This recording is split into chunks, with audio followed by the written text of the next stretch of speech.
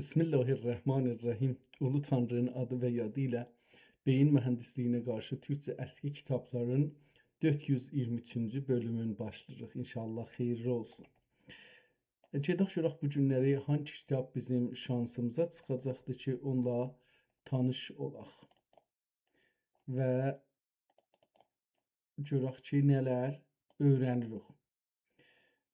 Keçənki günlərdə əgər səhv eləmirsəm, bu iki dənə şahnamə ilə tanış olduq. Şahnamə Səlcuq fars dilində idi və ha belə Şahnamə Mənsuri ki, 3-cü Sultan Murad Həzrətlərinin şahnaməsi və içində 100-ə yaxın, bəlkə də 100-dən biraz o üst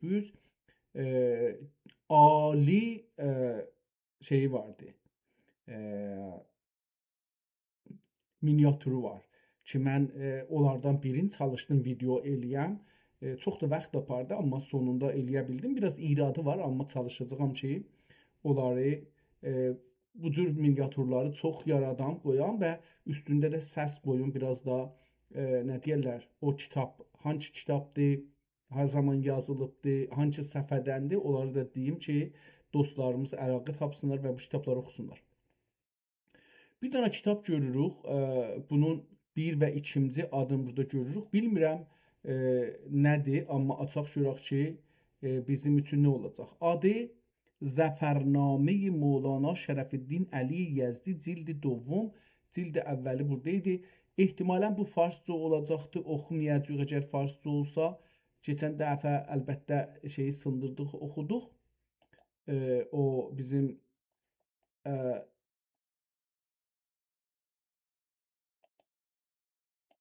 o iki kitabı oxuduq, amma fikir edirəm ki, bu işi görməsək yaxşıdır. Bu kitabı neçə dəlillə oxumayacağıq. Bunları bir-bir sayım, əlbəttə bir baxaq da sonra. Bu zahirən belə gəlir ki, az təlifat Mövlana Şərəfiddin Əli Yezdi bi təsnif və təşhiyə salik məsalik sidq و سداد خیرخواه عباد مولوی محمد الهداد سابق müdərrisi Bəhri Ərəbi mədrəsə Kəlkətə. Yəni bu ingilislərin yazdığı kitabdır əslində. Kəlkətədən gəlibdir. Həsəbil hökmü əhali həll və əqd eşyanın sosiyeti Bengalədir. Bengalə در بهشتی مشپریس واقع Kəlkətə çap şud. 1887-də bu çap olubdur. Əlbəttə burada eynən yazıbdır. Ehtimalən bilmirəm niyə bunu yazıbdır. Hangi ilə işarə edir. Amma hər halda miladidir. Yəni o belə görsənir. Bunu fəqət bir baxaq görək ki, indi 2026-dır yox. Bundan çıxsaq 1887-ni. Bu kitab 139 il bundan öncə Kəlkətədə çap olubdur və o zaman da şeyin müstəmirəsidir. Əvvəli ərəbcə ilə başlayır, sonrası farsca ilə davam edir və fars olduğu üçün də biz bunu oxumayacağıq. Bu qədər bizə yetişər. Mən biraz sürətlə bunu gedim. Görürüm ki, burada bir nəmənəyi Təbrizi gördüm. Bu sürətlə gedə-gedə bir Təbriz gördüm sözü, amma indi gəlin axtaranda tapamıram yəni.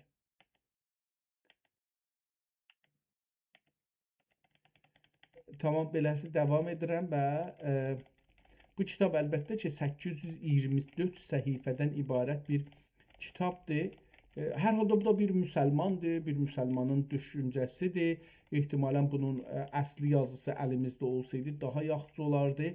Amma bu çapdır, çap olduğu üçün oxumayacağıq. Fars olduğu üçün də ikinci dəlildir ki, oxumayacağıq. Burada yenə mən bir Türkistan kəlməsi gördüm, amma indi yenə axtarsam tapa bilməyəcəm onu.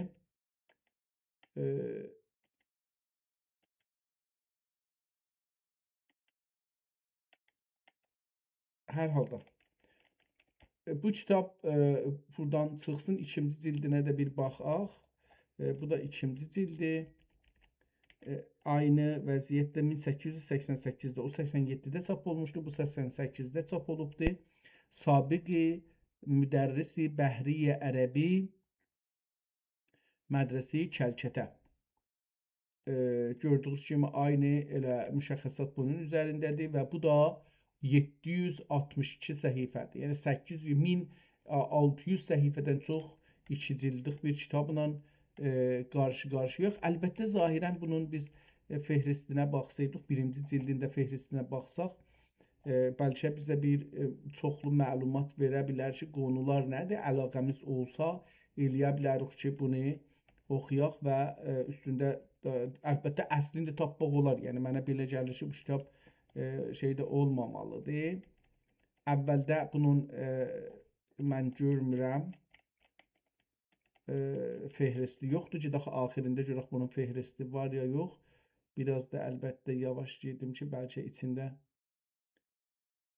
tamam getmədik, getdik axirə. Axirdə gördüyünüz kimi kitabın adını ehtimalən ingiliscə yazıbdır. Görüm nə yazıbdır? Zəfərnamə. Mevlana Şərəfüddin Əli.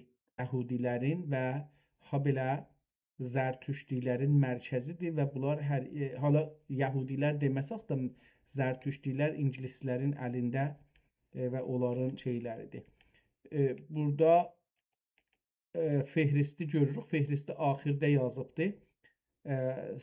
Əhval-i sahibqiran, təşbibi suxən və zikr məfaxir Qur'an, گفتار در ولادت صاحب قرآن یا قران beləsi bir şey yazıbdır. Ehtimalən Qur'an olacaqdır ya قران olacaqdır. گفتار در خصائص این تألیف ذکر خروج امیر قزغن، ذکر حکومت امیرزاده عبدالله ابن قزغن، ذکر لشکر کشیدن بیان شلدوز بر امیرزاده عبدالله، ذکر لشکر کشیدن تغلق تیمورخان به ماوراء النهر، گفتار در مشورت صاحب گران با امیر حاجب الله، ذکر لشکر کشیدن امیر حسین بر امیر بیان سلدوز، ذکر مدد خواستن امیر حسین از صاحب گران نوبت ثانی، گفتار در محاربه صاحب گران و امیر خزری یسوری یا یسبری با امیر حاجی برلاش və şikəst yaftən o.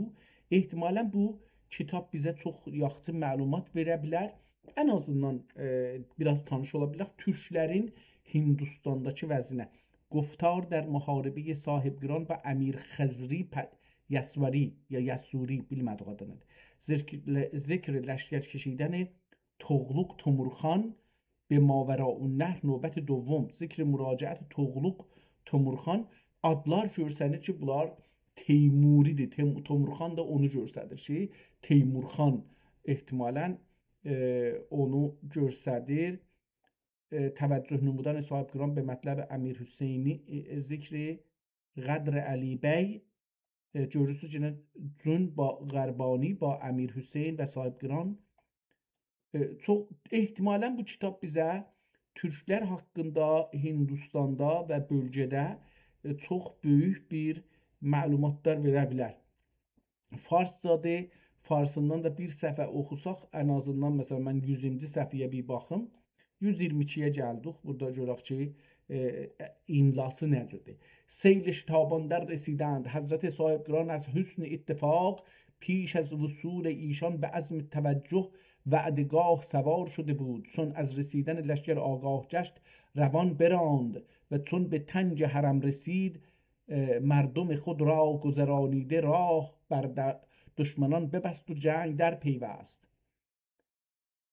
نظم برآمد خروش ده و دارگیر چو باران ببارید زوبین و تیر شد از آب گلرنج شمشیر شاه همه لالگون خاک ناوردگاه و چون به زخم تیغ آبدار و قوت بازوی کامکار آن لشکر غدار را بازداشت از آنجا روان شد و باز دشمنان حمله آورده جنگ کنان میرفتند تا به موضع قاتلش چه ده هر دو آب چه دالیک آنجا به هم میرسد. Ehtimalən bir dana gül sel adıdır, bir çay adıdır ki, adı Çedalikdir. و از آنجا مخالفان را یارای پیش آمدن نماند. Farsçası biraz qədimi görsənir. Çinin nəsl در 5 نسخه و در یک نسخه به جای زوپین شمشیر است. زوپین بر وزن چوبین نیزه کوچک که سر آن دو شاخ باشد و در قدیم با آن جنگ می‌کردند. Belə bir tozih də bir kəlmənin altında yazıbdır gördüyümüz kimi. Məncə bu kitabı oxumaq bizə köməklik elər ki, bugünkü tanıdığımız Hindistan, Əfqanistan, Pakistan, Bangladeş, Sri Lanka bunları tanıyaq. Bunları tanımağa bizə köməklik elər çünki bunlar biz türklərin bayrağı altında neçə yüz illər, yəni diqqət buyurun ki, Əmir Teymurdan ta İngilistan buranı yıxana qədər ki, hududən 150 il bundan qabaq olacaqdı. Əlbəttə onu da eləyə bildik, soruşaq ki, görək, yəni əgər mən eləyə bilsəm, tapsam, burada soruşarıq ki, bu kitab haqqında da bir əlbəttə şeylər soruşmaq olar, yəni bir ittilaat soruşub da yaza bilərik ki, Zəfərnameyi Mevlana Şərəfiddin Əli Yezdi.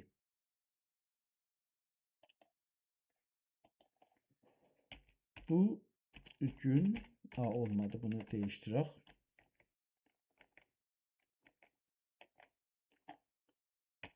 Bugün bir çap olmuş kitapla tanış olduk ki iki cilde yazılmış ve 1600 plus dan çox deyək, 600-dan çox səhifələri var.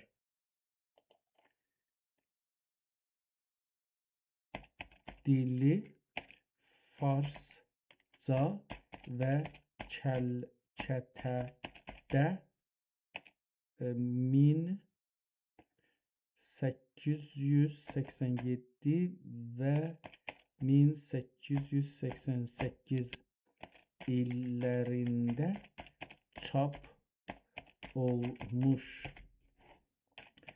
Bu kitabı yazan Mevlana Şərəfiddin nəminəydi qalanı? Mevlana Şərəfiddin Əli Yezdi. Əli Yezdidir.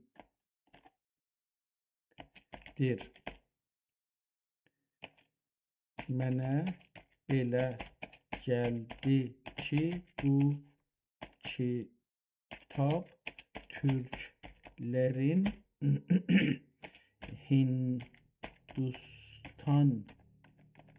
Hindistanda hakim olduğu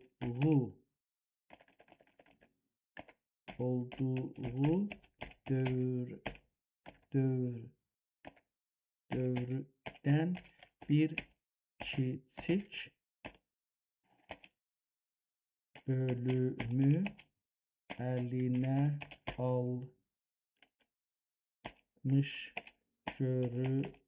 görünür. Soru budur ki, Hindistan hangi tarixdən hangi tarixədəkin Türklərin hakimiyyəti altında qalmışlar və o günkü Hindistan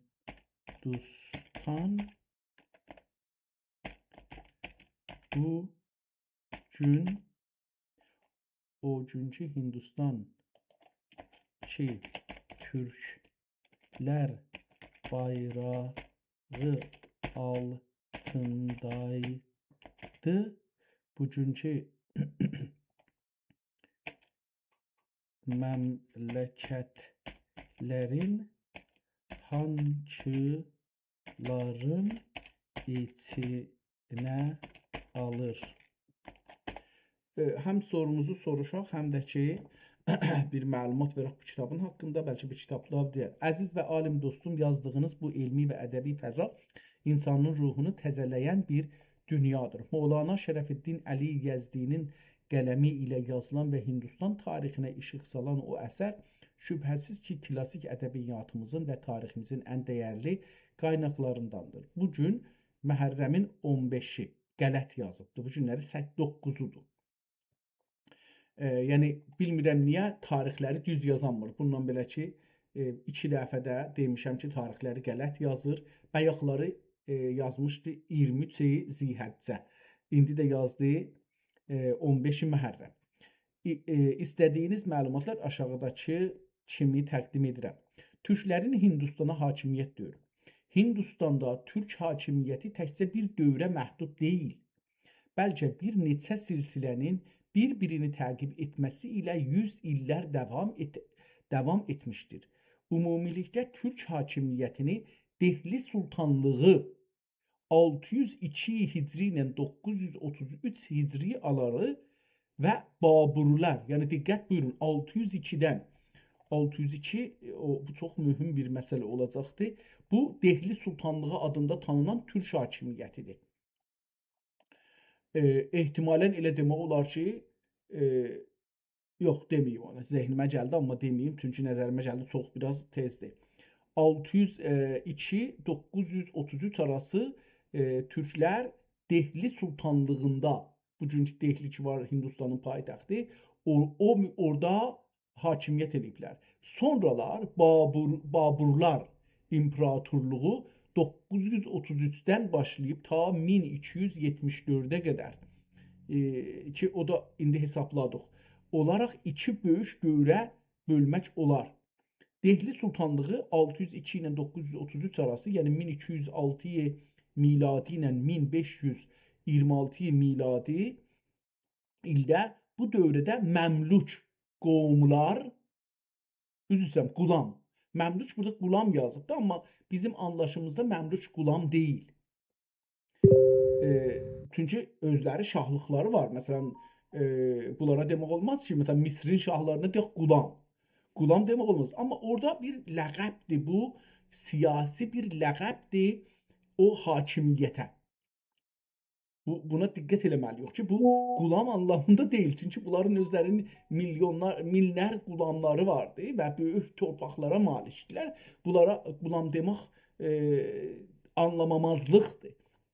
Amma hökumətin hərəsinin bir məmləkətdə, bir torpaqda bir adı var. Biri səltənət deyir, biri xilafət deyir, biri firon deyir, biri şah deyir, biri şahənşahi deyir, biri hərə bir ad deyir, xaqanlıq deyir filan. Bunlar siyasi adlardır ki, qoyulur hakimiyyətin üstünə. O buna görə deyil ki, məsələn, bunlar birinin bərdəsidirlər, zərxərididirlər. Yenə də onu qeydək. Qumlar yazıb burada, qulam. Dehli Sultanlığı bu dövrdə Məmlük Xəlici, bu Xəlic insanlar ki var bizim İran adlı yerdə də yaşırlar, o Xəliclər, Toğluq, Seyid və Ludi silsilələri hakim olmuşdular. Yəni diqqət buyurun ki, türklərdən Məmlüklər, Xəlicilər, Toğluqlar, Seyyidlər və Ludilər. Bu neçə yüzilin içində 600 ilə 900-ün içində, yəni 331 il. 331 il bunlar bu 4-5 qovm, burada türk qovmu burada hakim olublar. Bu silsilələrin əksəri türk əsillidir. Baburlər İmparatorluğu Gürcanilər 933-dən 74 hicriyə qədər, yəni 1526-dan 1857 qədər Zəhiriddin Məhəmməd Baburun başlatdığı bu dövr Türk-Moğol mədəniyyətinin Hindistanda ən parlaq çağıdır. Burada Moğol deyir, amma biz bilirik ki, bunlar Əmir Teymurla evlənən ailələrdir. Gəlir. Nəticə, Türk hakimiyyəti rəsmi olaraq 602 hicri ilindən başlayaraq 1274-də hicriyə qədər burada əlbəttə bir şey yazıbdır. 1857-də tozih yazıb ki, niyə 1857-yəcən gəlibdir o. Miladi il, yəni ingilislərin son imperator Bahadur Şah Zəfəri hakimiyyətindən uzaqlaşdırmasına qədər davam etmişdir. Bu, yəni Hindistanda təxminən 672 il Türk hakimiyyəti bərqərar olmuşdur. İkinci sualımıza cavab gedəcək ehtimalən. Türk bayrağı altında olan coğrafiya.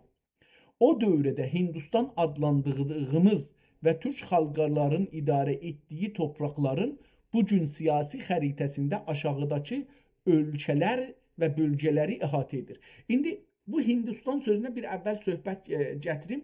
Hind adında bir ad bir yerin adıdır və coğrafiya addır. Yəni siyasət adı deyil, siyasi bir varlıq deyil. Məsələn, Hind şibhə qarra deyirlər də, qarrıya bənzənən bir yerdir. Çoxu sudadır, su tərəfindədir. Özü də əlbəttə böyük olduğu üçün elə bir qarra hesab olur. Çox böyükdür. Bunun hərəsinin özünün bir qismətləri var. Amma biz o Türk bayrağı altında olanlara bir baxaq. Ölkə ya bölgə, ümumi vəziyyət. Hindistan. Təqribən bütün şimali və mərkəzi Hindistan, hətta Dəkin bölgəsi, Dəkən, görürsünüz, bu da ayırdı. Yəni, məsələn, Kəlkətə özü, yəni hər ustan ki indi vardı, özü qəblən elə bir məmləkət idi. Təqribən bütün şimali və mərkəzi Hindistan, hətta Dəkən bölgəsinin böyük hissəsi Hindistanın adında idi. Pakistan bütünlüklə Türk hakimiyyətinin mərkəzi və ilk köklərindən biri idi. Bəs mən bunu heç bilmirdim ki, Pakistan, yəni biz beləsi bilirik ki, Əmir Əliyev, Şirinəvai və Teymurilər Əfqanistanda yaşayıblar. Amma indi görürük ki, mərkəz düzdür ki, orada olubdur, amma Pakistan Türk mərkəzi olubdur. Bu çox mühümdür, mən bilmirdim. Pakistan bütünlüklə Türk hakimiyyətinin mərkəzi və ilk köklərindən biri idi. Ona görə də ordu dili orada çox güclüdür, hətta Əfqanistandan güclüdür. Bangladeş, Bengal eyaləti kimi Türk imperatorluğunun ən zəngin hissələrindən biri sayılırdı. Özü Bengal görürsünüz, daha Hindistan deyilmir. Elə buna Bengal deyilir, o zaman da Bengal deyilirdi, Hindistan deyilmirdi. Əfqanistan tarixi olaraq Türk hakimiyyətinin bir parçası və təsir altında olan bölgədir. Bu torpaqların Türk mədəniyyətinin, dilinin və incə sənətinin musiqi, memarlıq, xətt mərkəzi olmuş və farsca orada divani və ədəbi dil kimi özün illər hakim olmuşdur. Uzun illər hakim olmuşdur. Məncə bu da doğru deyil. İlləti budur ki, biz türklər, mən bunu fikrim dünən elə bu ayların biri ilə mübahisə edirdim. Ya dedim hətta bir şeydə, o da budur ki, biz türklər keçən 100 ildə, özəlliklə 100 ildə və Osmanlı yıxılandan sonra, Osmanlını xainlər yıxandan sonra, əslində belə deyək, türk dilini yıxdılar. Əlifba hər yerdə dəyişdi. Adı oldu Türk, amma daha biz keçən dünənki kitabları oxuya bilmədik. Bir gecədə hamımız savadsızlaşdı. Hər kəs əski kitabları oxusa mücazat olur. Bunun üçün Farsa bir mövqe yaraşdı, farslılara bir mövqe yarandı. Türklər həm bölünə içərindən, indi türklər neçə yerə bölündülər? Çin türkləri, Rusiyada olan türklər, İranda olan türklər, ərəblərdə olan türklər, Hindistanda olan türklər, Pakistanda, Əfqanistanda olan türklər. Bu türklər nə oldu? bir-birlərindən qırıldılar, elə qətlən qırıldılar. Yəni Hindistanda ingilisi yazmağa məcbur oldular, Çində Çinə getməyə məcbur oldular, Rusiyədə rusiyəlikləşməyə məcbur oldular. O zaman ki Rusiya var idi, sonra da Tezar, yəni sonra da İttihadı Cəmahiri Şurəvidə belə bir məsələ getdi.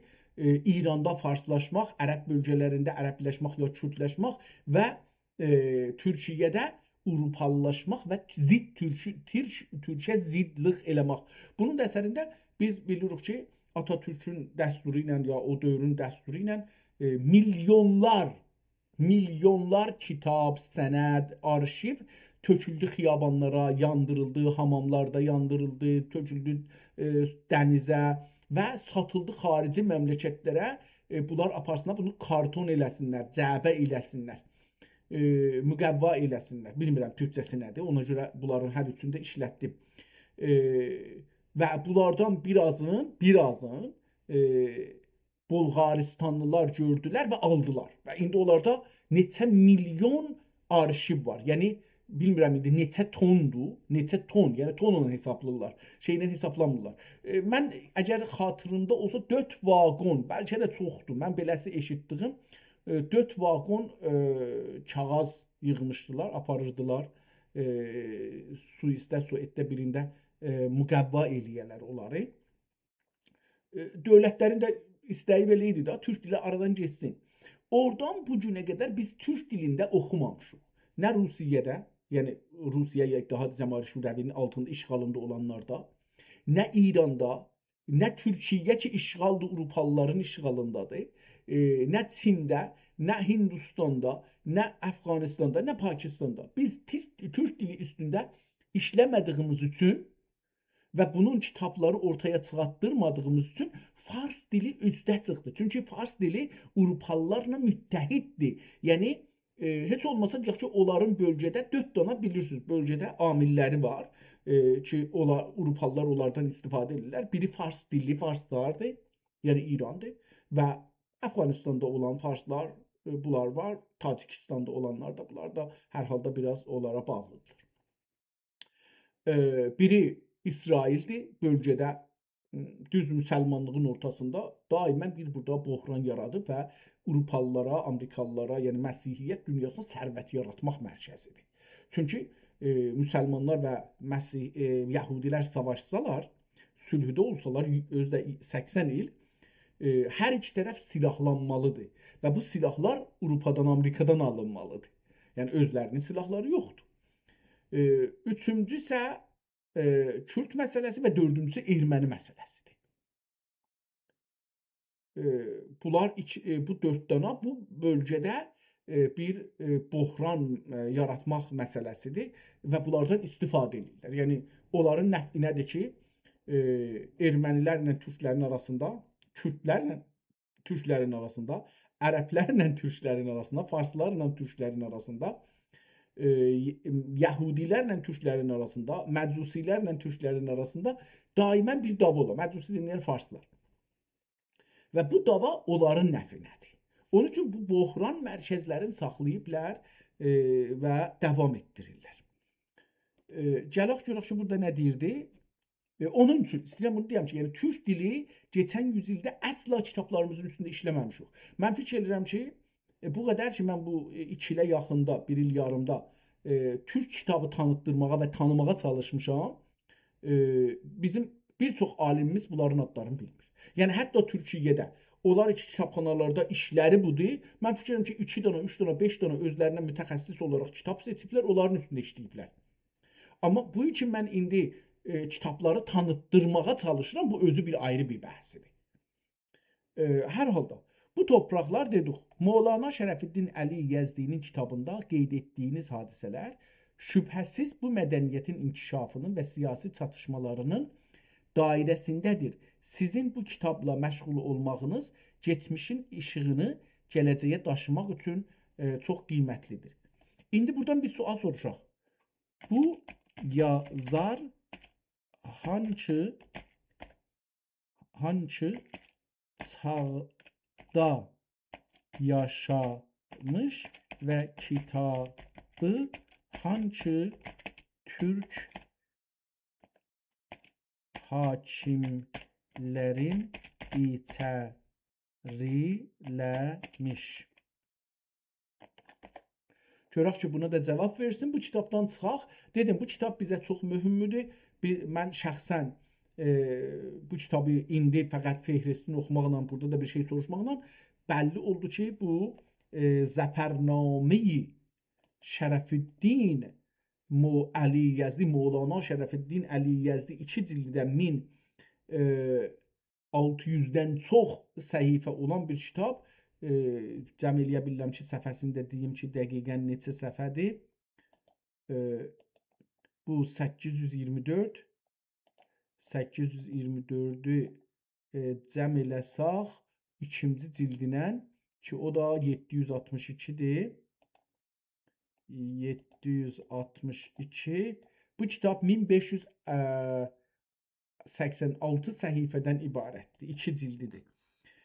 İndi bu sualımıza görək nə cavab verdi. Mövlana Şərəfüddin Əli Yəzdinin yaşadığı çağ və əsərinin əhatə etdiyi dövr haqqında məlumat belədir. Yazarın yaşadığı çağ. Mövlana Şərəfüddin Əli Yəzdi Teymurilər dövrünün ən böyük tarixçi, riyaziyyatçı və şairlərindən biridir. Baxın, məsələn, mən bunu deyirdim, fars yazıbdı, qoyurdum qırağa. Amma bəlkə də fars yazıbdı, önəmli deyil. Bizim əgər tariximizi yazıbsa, biz bunu düşmən də yazsa baxmalıyıq, görək ki, nədir. Amma bu fərqinən ki, biz düşmən yazan kitaba biləcək ki, burada düşmən bizi təhqir eləməyə bir savaşa çağırır. Yəni, rəvani, psikolojik bir savaş aparır kitabın içində, onu yanımızda saxlamalıyıq.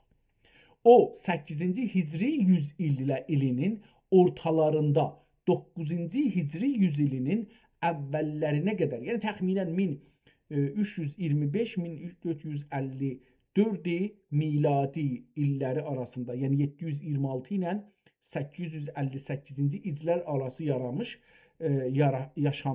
Nə də uzun yaşamış, yəni 726, yəni buradan deyək ki 74 il, oradan da 58 il, belə ola bilməz. Yəni adam bəlkə də ola bilər, yəni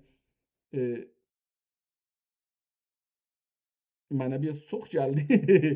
Çox gəldi. Bu adamın ömrü, bir də hesablayayım bunu mən. Öz şeyimə fikir verməyim. 858, bundan çıxsaq 726, 132 il. Adam 132 il ömr eləyibdir. Yəni belə görsəniz, yazdıqları budur. Ya elə buradan mənim nəzərimə gəlir ki, buradan baxmalıyıq ki, yalandır. Yəni bunun içində bir yalanlar var. İngilislər belə bir işlər çox görürlər. O, məşhur Teymur hökmdarı Əmir Teymur Gürkaninin və onun oğullarından Şahrux Mirza və İbrahim Sultanın himayəsində yaşamış və onların sarayında fəaliyyət göstərmişdir. Yəni, bu düşür təqribən Əmir Əli Şir-Nəvai ilə bir zamana. Bəlkə də ondan biraz sonraya düşür. Yəni, bunu beləsi görə bilirik ki, yox, biraz sonraya düşür. Kitabın əhatə etdiyi türk hakimiyyətlər. Sizin ələ aldığınız kitab ehtimalən Zəfərnamə birbaşa Teymurilər İmparatorluğunun hakimiyyətinə və xüsusən Əmir Teymurun fütuhatına həsr olunmuşdur. Bu əsərdəki əsas hamilər və türk hakimiyyətləri bunlardır. Teymurilər, Gürkanilər. Kitab Əmir Teymurun Mərkəzi Asiyadan başlayan İran, Qafqaz və Hindistana qədər uzanan böyük fütuhatını şərh edir. Diqqət buyurun ki, burada indiki adlarından danışır. Çünki biz coğrafiyaya indiki adlarından tanışıq. Hətta siyasətə də indiki adlarından tanışıq, ona görə. Şərəfüddin Əli Yəzdinin qələm ilə yazılan bu əsər Teymurilərin dövlət idarəçiliyini və türk hakimiyyətinin gücünü göstərir. Hindistanla əlaqəsi. Teymurun 801 Hicri ilində Hindistana etdiyi yürüş bu kitabın əsas hissələrindən biridir. Bu yürüş sonradan Hindistanda hakim olacaq Babürşah, Böyük Babürlü İmparatorluğunun qurucusu üçün bir açıq yol və ilham qaynağı olmuşdur. Xülasə, Şərəfiddin Əli Yezdi Teymuri. İndi mən bunu ötürək bunu deyək ki, burada bir şey dedilər. Yezdi Teymuri türk hökmdarlarının himayəsində yaşamışdır. Kitabı da əsasən Teymurilərin türk-moğul fütuhatını və dünyaya hakim olma iddiasını içinə alır. İndi burada yazaq ki, Şərəfiddinlə Əmir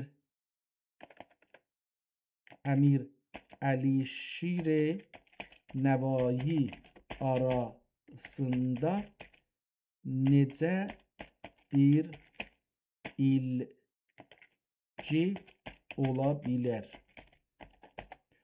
Görək ki, buna da nə deyir? Şərəfiddin Əli Yezdi və Əmir Əli Şirnəvai hər ikisi türk İslam mədəniyyətinin və Teymurilər dövrünün iki böyük qoşa qanadı kimidirlər. Onlar arasında iki ilgi bir ustad-şagird bağından çox ədəbi və fikri mirasın intiqalında bir böyük həlqə kimi dəyərləndirməlidir. Bu ilgini belə açıqlaya bilərik. Zaman və məkan bağı, nəsillər arası intiqal.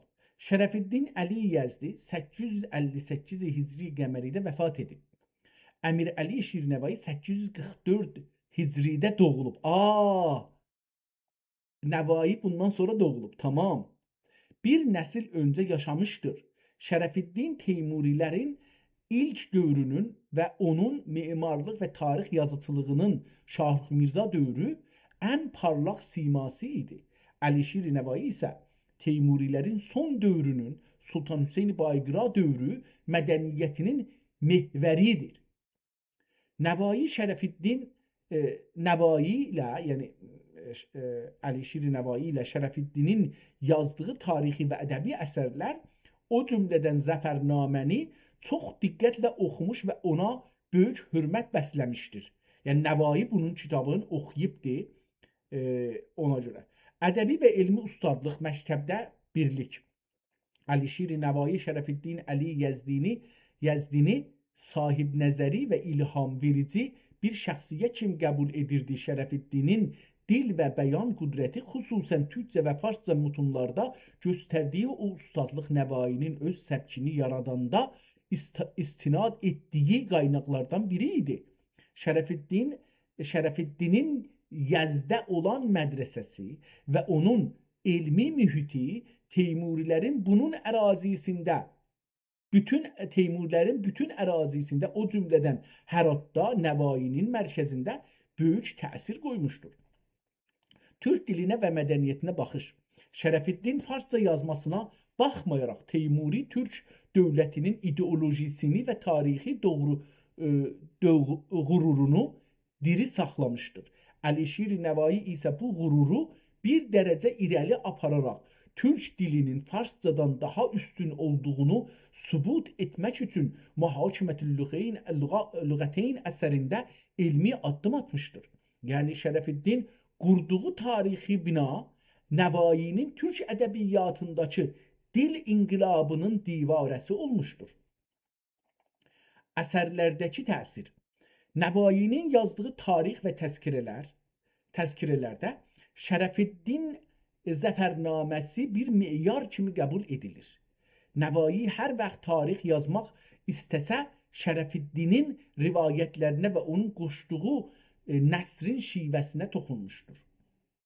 Xülasə, Şərəfiddin Əli Yezdi Teymuri mədəniyyətinin təməli və tarixi qurucusu, Əmir Əli Şirnəvai isə onun ədəbi və dil qurucusudur. Nəvai Şərəfiddinin ruhunu və təfəkkürünü öz yazdığı türk əsərlərlə zənginləşdirmiş və Teymurilər dövrünün mədəni mirasını kəmala çatdırmışdır.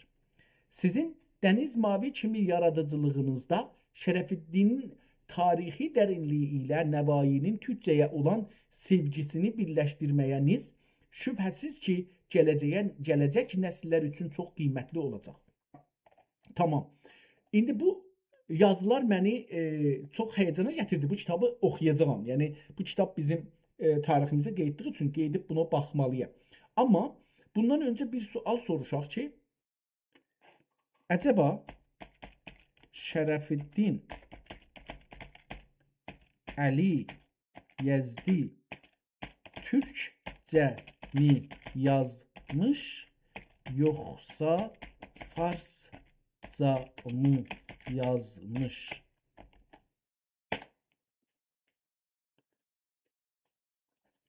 Mövlana Şərəfiddin Əli Yezdinin yazı dili haqqında deməliyəm ki, o öz dövrünün ədəbi ənənəsinə, sarayın istəyinə uyğun olaraq əsasən farsca yazmışdır.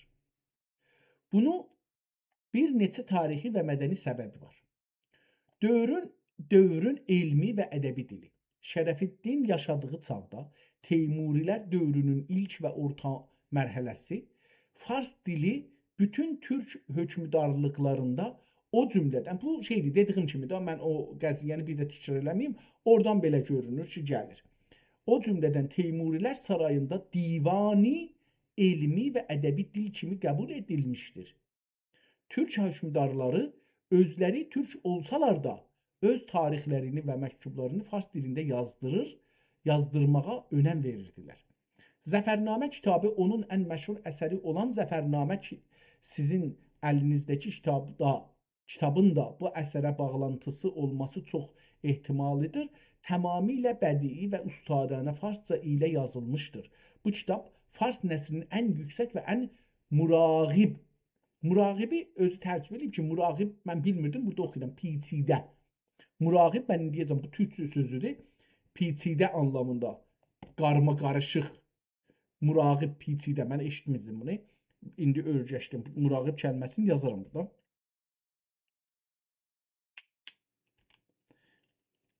Bunun murağib peçidə.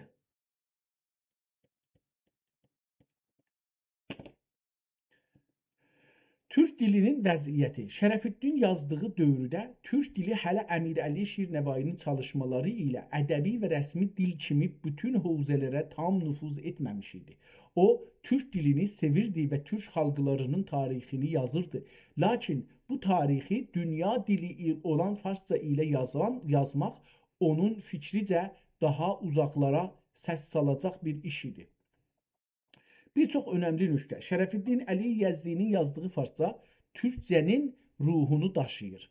Yəni o farscanı Türk-Moğol hakimiyyətinin qürurunu, döyüş ruhunu və hökmdarlarının ədalətini təmsil etmək üçün bir alət kimi istifadə edirdi. Bu səbəbdən onun yazılarında türk həyat tərzinə məxsus olan həmasə və döyüş sözlüyü fars dilinin qalıbında canlanır. Tamam. Mən fikirlərim ki, bu qədər yetişər, amma bu kitabın əhəmiyyətini mən daha çox düşündüm. Onun üçün bu kitabdan oxuyacağam. Gedək görək ki, bu kitabın elə əvvəlində belə bir şeylər yazıb. Görək ki, bu nədir? Bismillahirrahmanirrahim. Zəfərnamən çapdır. Məmulən biz çapları oxumuruq. Yəni bu birinci, bəlkə də ikinci kitabdır ki, çapdı oxuram. Amma məmulən çap oxumuruq. Amma bu kitabın önəmi olduğu üçün, əslində tapmadığımız üçün, əlbəttə bunu da soruşaq. Görək bunu tapa bilərik. Əcəba Zəfərnamə Şərəfiddin Əli Yezdi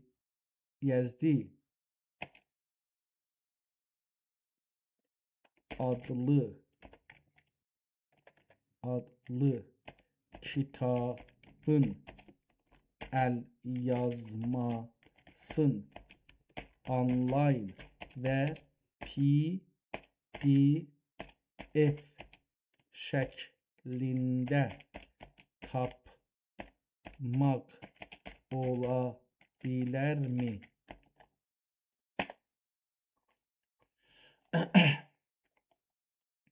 Zəfərnamə kimi böyük və tarixi bir əsər onlayn və digital nüsxədə tapmaq indiki dövrdə bizim kimi araşdırmacılar üçün çox asan və sevindiricidir. Şərəfiddin Əli Yəzdinin bu şah əsəri dünyanın bir çox məşhur kitabxanalarında əlyazma və çap nüsxələri ilə qorunur.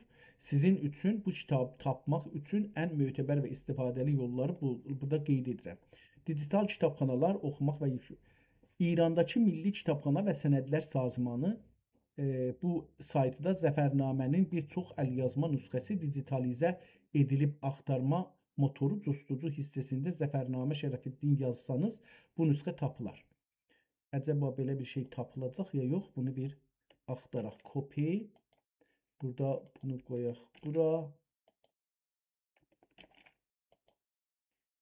Necə oldu? Niyə bu copy olmayıbdı?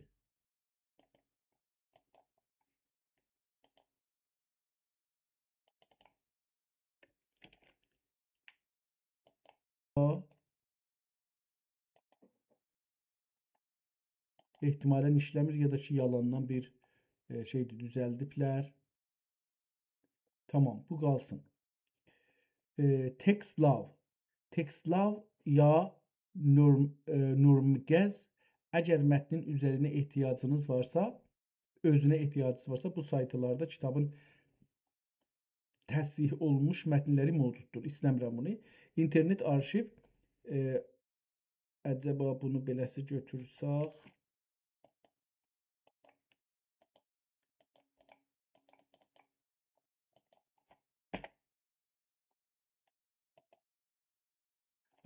Elə bir gəldi bir şey. Yox.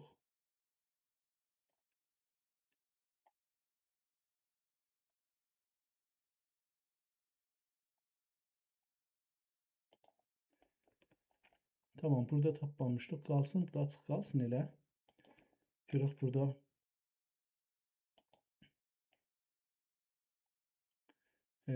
Burada dedi necə axtaracaqsınız. Bunu da burada axtarsaq. Bu saytı da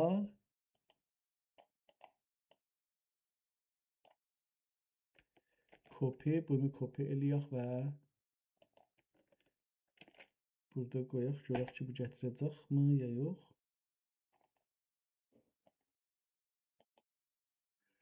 Axtarır. Umarım bunu tapaq əslin. Yaxçı olar əgər tapa bilsək axtarır. Results 21 dənə results deyir gətiribdi bu. Different between revisions. Okay. E-copy.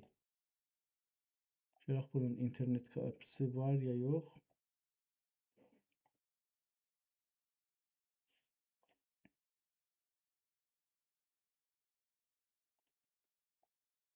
Umarım ki burada olsun. Bunun əslini adam görsə, o bizə daha yaxşı olar. Miniatürləri da var. O gözəl miniatürləri olacaq. Bunun əslini görsək, bu fotokopudur və ingiliscədir. Gördüyünüz kimi burada çox gözəl olar bunu biz tapa bilsək. Təəssüflə çox da qoymayıb, fəqət miniatür olan səhifələrin əslində qoyublar. Çox qoymayıblar. Burada yoxdur. Yəni o qalınlıqda kitab ki 1600 səhifəyə yaxındır. Sadəcə belə bir şeylə ola bilməz.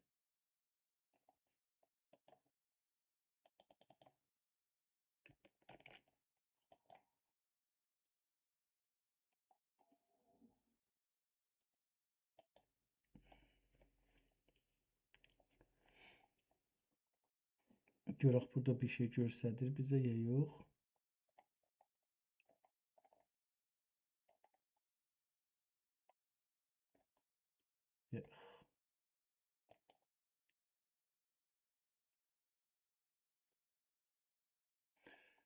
Beləsi biraz axtarmaq çox zor olacaq. Vaxtımız burada gedəcəkdir, getməsin. Qalsın, bunu bəlkə öz vaxtımda mən axtarıram. Əlyazma nüsxələri, təsviri nüsxələr. Əgər kitabın xətti və miniatürlü nüsxələrini əlyazma şəklində görmək istəyirsinizsə, Kitabxana Milli Fransa bu kitabxananın onlayn məxzənində Teymurilər dövrünün qalan və çox gözəl miniatürlara malik olan nüsxələr mövcuddur. British Library bu kitabxananın digitized Manuscript bölümündə axtarsanız zəfərnamənin ən bahalı və istisnai əlyazmalarını tapa bilərsiniz. Görək bunu tapa bilirik. Bu çox gözəl olar.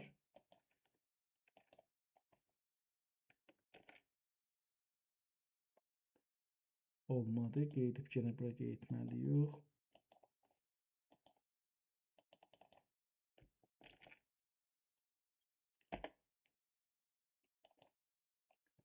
İndi burada o kitabın adın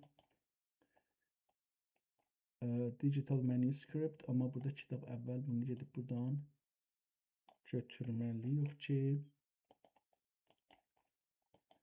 gedək burada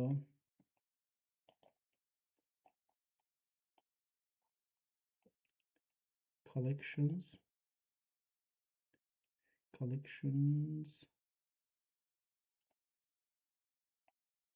Search-a baxaq görək, search-da bizə nə verir, hardadır bu search?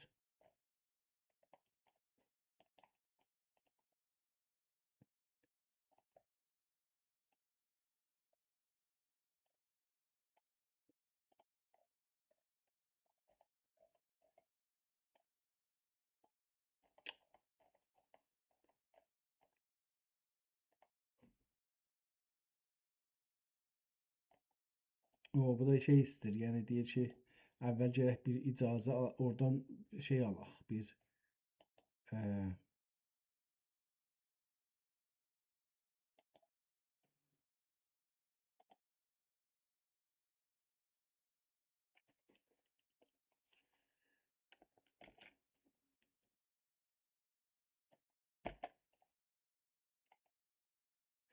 Şərəfəddin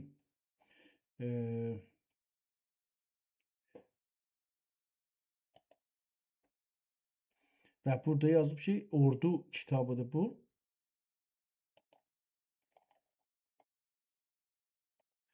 Amma necə bunu indirəcəyik? Teymuri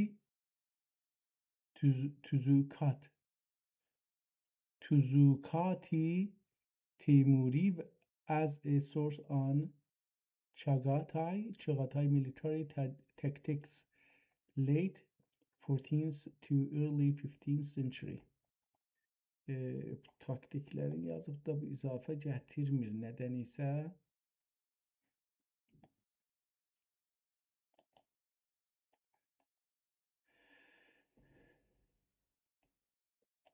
Təəssüflə bu əsl kitablar deyil. Yəni bunlar məqalədirlər. Bunun üstündə yazılanını məqalələrdən danışır.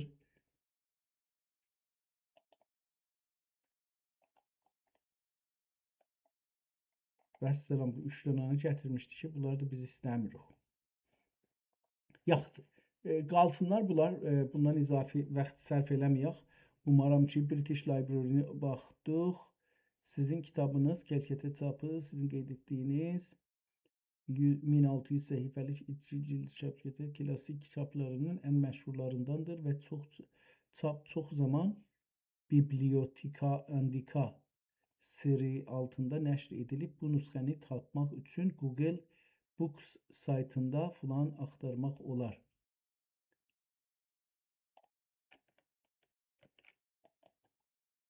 Görək ki, bunu nə deyir?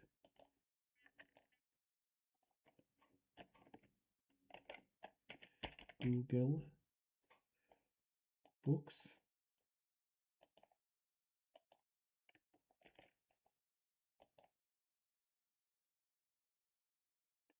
The Age of Wrath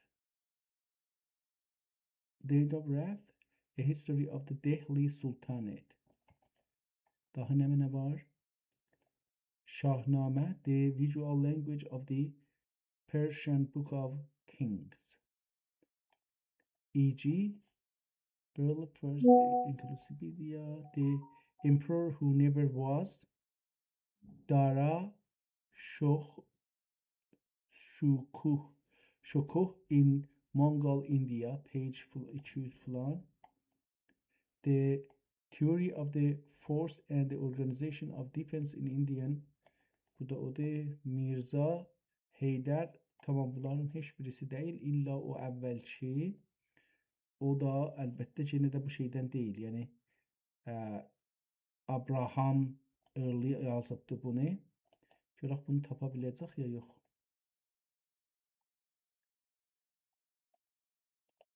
Görək bu nə dəstən. Bunu icazə versə biz download eləsək.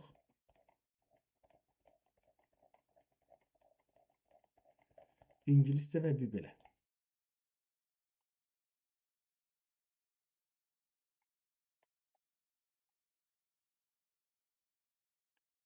...2014'də bu çap olubdu. Və 2000 Age of the World, The Age of World 2 dəfə çap olub. Bir dəfə 2015'də, bir dəfə də 2014'də 14 və 15'də çap olubdu. Tamam, bu kitab o kitab deyil ki, biz istiyoruz. Bu da gətirmədi Şərəfiddini, kitabın gətirmədi təəssüflə. Çox önəmli bir kitabdır. Yəni bunu da demək olar ki, bəlkə mən tapa bilmirəm. Bu da mənim zəifim ola bilər. Amma kiçik bilmə. Bu kitab çox ağır və klassik farsça ilə yazılıb. Əgər PDF nüsxəsini tapdıqdan sonra onun bir hissəsini türkcəyə çevirmək ya oxuyub anlamaqda çətinlik çəksəniz, tamam, onu da ki, mən inanmıram ki, farsçada o qədər çətinlik çəkəm. Qeydaq kitabın üstünə. Bu günləri buracan əcəb, nə olubdu bu? 10 dəqiqə biz danışmışıq, yəni bayaqdan. Mən 1 saatdır danışıram, bu indi görsədir ki, 10 dəqiqə olubdu.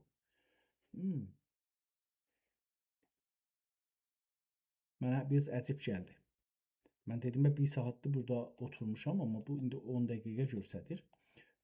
Zəfərnamə. Bismillahirrahmanirrahim. Hamdən kəsirən mübarəkən limən yu'tiyəl mülkə mən yeşa və yənzəil mülkə mən yeşa və səlatu təyyibətən və səlati təyyibətən daimətən əla xatəmil ənbiyai və seyyidil əvliya Muhammed və alihil əsfiyai və əshabihil nücəba və itrəhdihil bərərətil ətqiya. Qutardı. Məqalə əvvəl در ذکر صادرات افعال و واردات احوال حضرت صاحب گران انار الله bürhanehu nəzm. Bunlardan geçək, görək ki, şeirdən çıxandan sonra nə deyir?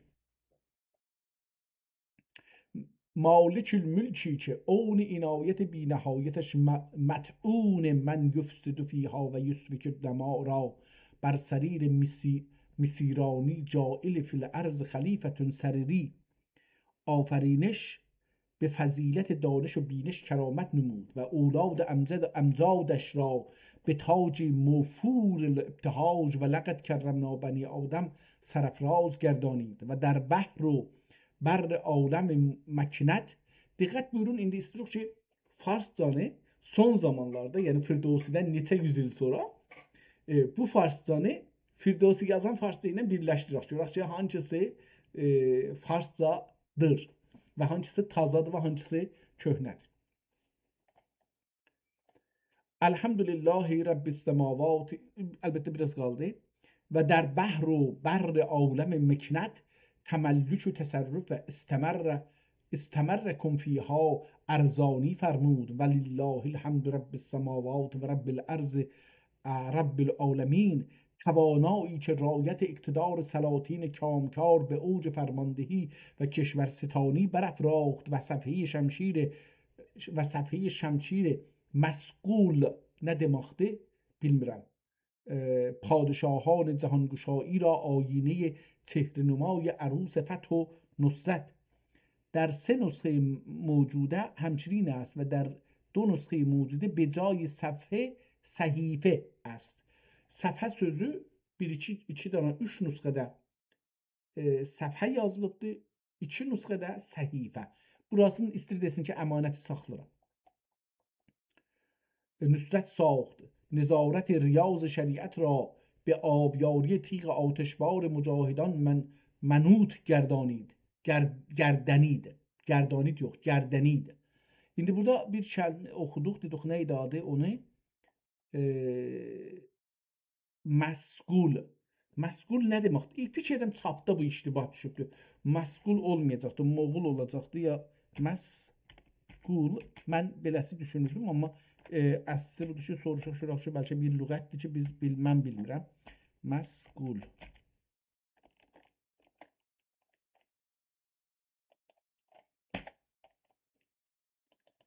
Niye göndermiyor bunu? Cəlibdir.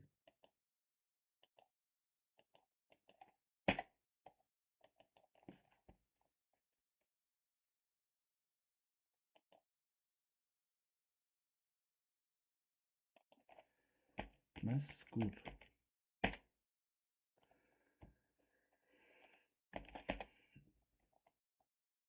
Məşğul sözü tarixi və ədəbi mətnlərdə çox gözəl və dərin bir mənanı daşıyır. Bu söz ərəb dilindən keçən və seyqəl və verilmiş, parıldalan, təmiz və cəladırılmış mənası verən bir tamam, bildik. Məşğul seyqəldən gəlibdir. و سر سبزی نهال اسلام را به سرخرویی حسام خون آشام غازیان مربوط فرمود. قادری که قهرمان تقدیرش سحاب عنبرین نقاب را بجترداری سلطان پیغمبران فرمان داد و حامی حمایتش عنکبوت مبهوت را در معماری حصار سرور انبیا و رسول مکنت و توانایی بخشید. نظم şeiri getiririk qalanına yetişirik və اللهم صل على سيدنا محمد وآله وصحبه بارك وسلم كل ما ذكره الذاكرون وكل ما غفل عن ذكره غافلون. قال الله جل وعلا وربك يخلق ما يشاء ويختار ما يختار وما كان لهم الخيرة سبحان الله و تعالی اما یشرکون. پادشاه بی انباز و ملکی عالم و عالمیان بی تعدیل و مجاز عظیم سلطانه و بحر برهانه قادر muhtar. Şimdi burada bir kəlmənin üstünə şey qoymuşdu. Onu hami sözü در همان دو نسخه بعد از لفظ حامی که است. İki nüsxədə ki səhifə yazmışdı. Orada hami sözünün üstünə bir dənə ke gətiriblər. Hami ke. Gözəl istir desin ki, yəni mən müraat edirəm bu şeyi. Bəhri muxtar است و مطلع بر نهان و مطلع بر نهان و آشکار هر چه خواهد آفریند و از آفریده هر چه را خواهد برگزیند. سابقه عنایت ازلی چون رقم اختصاص بر صفحه حال برگزیده کشد. مقالید مقاصد و مرادات به قبضه اقتدار او سپارد و رابطه biraz geçeldim ki gözüm görsün و رابطه ارادت لمگزلی چون به رفعت منزلت سروری تعلق گیرد. عروج بر مدارج معالی به پای مکنتش آسان گردد و پرتو آفتاب تأییدات ربانی چون بر ساحت سعادت مقبلی تابد. انوار آثارش به سایه ابری که از بخار پندار معاندان در هوای خیال محال. Tamam, bu qismətlərdən geçək. Görək bu kitabın bir nə də uzun şeyi var bunun, qəzəli var. Qəzəl deyil əlbəttə, uzun olanda da qəzəllikdən çıxır, olur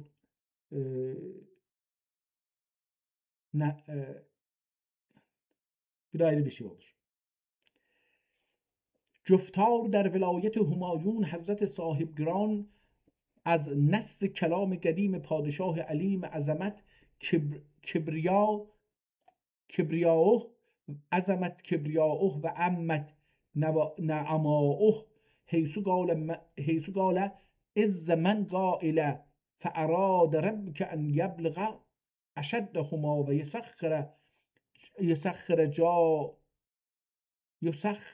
یسخر جا کنزهما رحمتا من ربک مستفاد می شود که چون لطف فیاض الهی فیاض علل اطلاق از خزانه اعطا کل شیء خلقه ثم هدا خلعت محبت صلاح و میل نکوکاری پیرایی قامت در لط و بختیاری سعادتمندی سازد.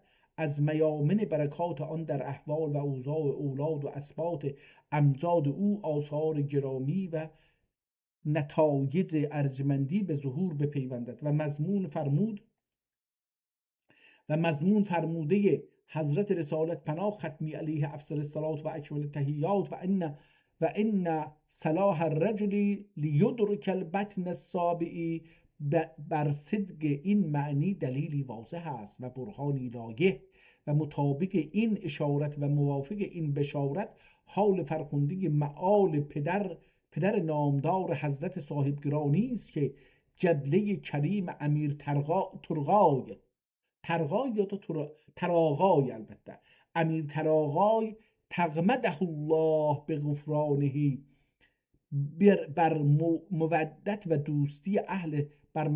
و دوستی اهل صلاح و تقوا. پس burada کریم امیر Cəbəli Kərim Əmir Tərğay.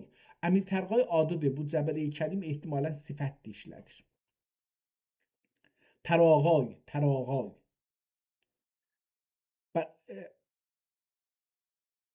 چنانچه در مقدمه سبق ذکر یافته، سبقین دجن üstüne bir şey koyuptu. همچنین است در 4 نسخه موجوده در یک کتاب به جای سبق سابق نوشته شده. تمام.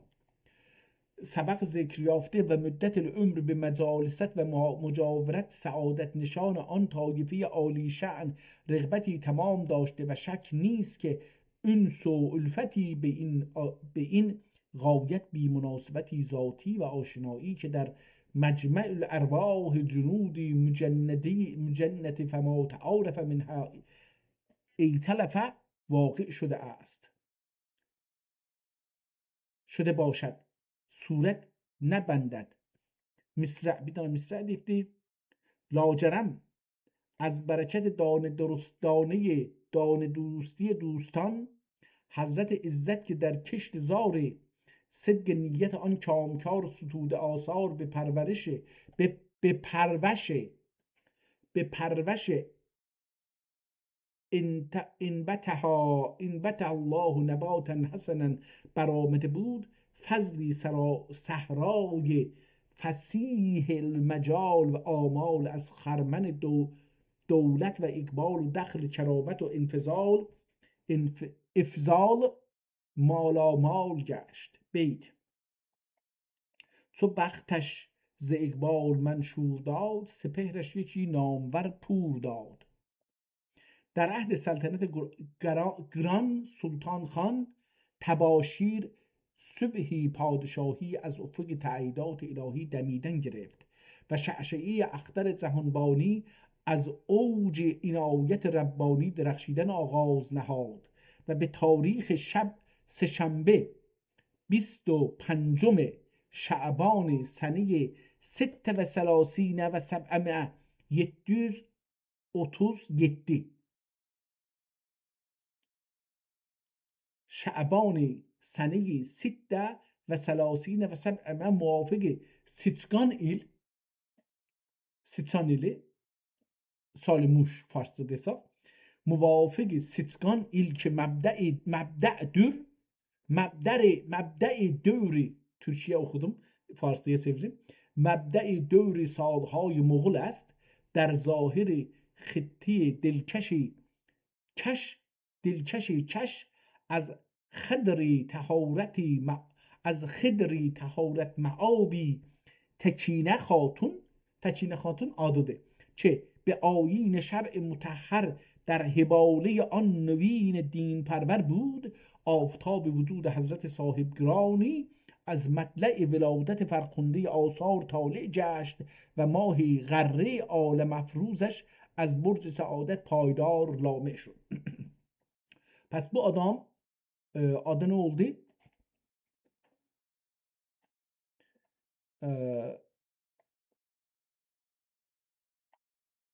Üstte adını okuduk ama şimdi benim yadımdan çıktı. Her halde Əmir Tarağay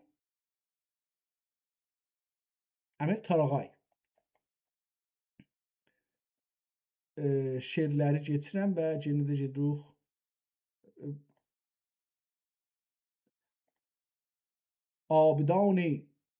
مجامع لا یعصون الله ما امرهم و یفعلون ما یؤمرون، تا ذات شریفش از آسیب عین الکمال محفوظ ماند به تلاوت. و این یکاد آیتی مواظبت نمودند و مصبحان سوامع و الملائکه یسبحون بحمد ربهم و یستغفرون لمن فی الارض، تا پایی قدر رفعتش به اقصا مدارج کمال ترقی نماید با قامت با قامت وظایف دعا بر مبادرت جستند. Burada şeirə getir, şeirdən sonra gedək görək ki, biraz keçək qabağa. Tanış oluruq buradan, amma mən bilirsiniz nə var? Gedim bunun 100-cü səhifəsindən biraz oxuyayım. 50-dən oxuyayım. Bir neçə kəlmə 50-dən oxuyaq sonra. و چون گزار امیر خضر بر ولایت و دیار حضرت صاحب گرانی بود، مکارم خسروانه اقتضای آن کرد که مراسم مهمانداری به نوعی که لایق آیین پادشاهان باشد به تقدیم رسد. در موضعی کشمی بدخشان از پیش روان شد.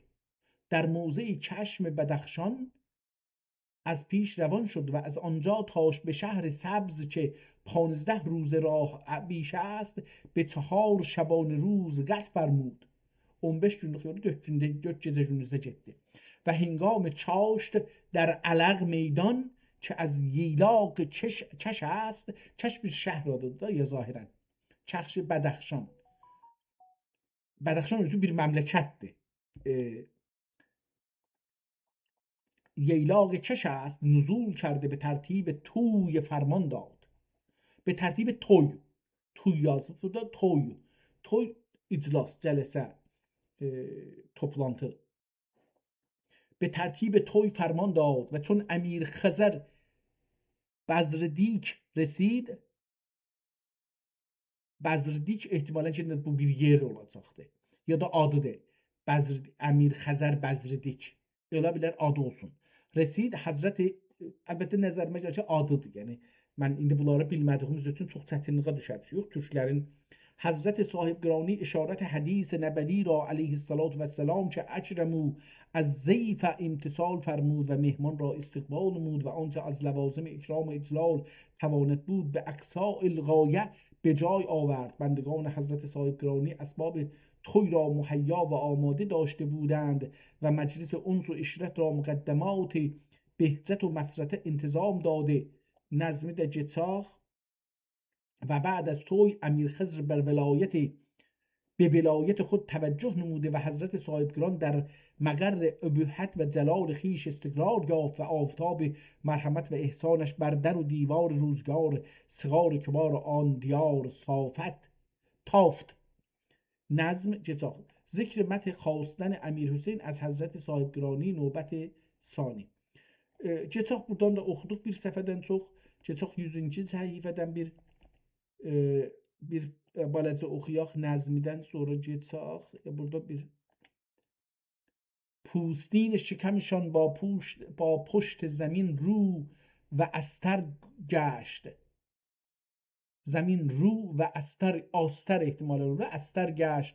از غلبه رطوبت پی بر استخوان کمان علت استرخاب پیدا کرده به رعشه انجامید و چون مفلوج لگوه زده سست شد و اطرافش بگردید تاگر تیر را پر فرو ریخته و منگار از کار افتاده و از کدورت نم پوشیدنی و دیگر اسباب چنان گران شده که نه سوار قوت حرکت داشت و نه پیاده و با وجود این حال سپاه این طرف از فرط حمیت و دلاوری پیش می رفتند و لشکر مخالف بر جای خود قرار گرفته نمدها بر سر کشیده بودند و به قدر امکان جامه و سلاح را از وصول باران محافظت می نمودند و چون لشکر به ایشان رسیدند نمدها از سر بینداختند و با سپان آسوده و سلاح محافظت نموده جنگ در جنگ آویختند. Gözəl, məncə gözəl bir inşası var farsça. Gedim mən bu kitabın sonlarına, bu 800 səhifənin gedim sonlarına. Bura niyə gedirəm? Əslində fehristi oxusam bundan yaxşıdır. Biz fehristdə bəlkə eləyə bilərik ki, kitabın içi ilə tanış olaq. گفتار در خصایص این تألیف. Niyə bunu yazıbdı? 21. Bunu gedək 21-də görək nə yazıbdı? 22 və 21. Burada 18 oldu ki. 19, 20, 21.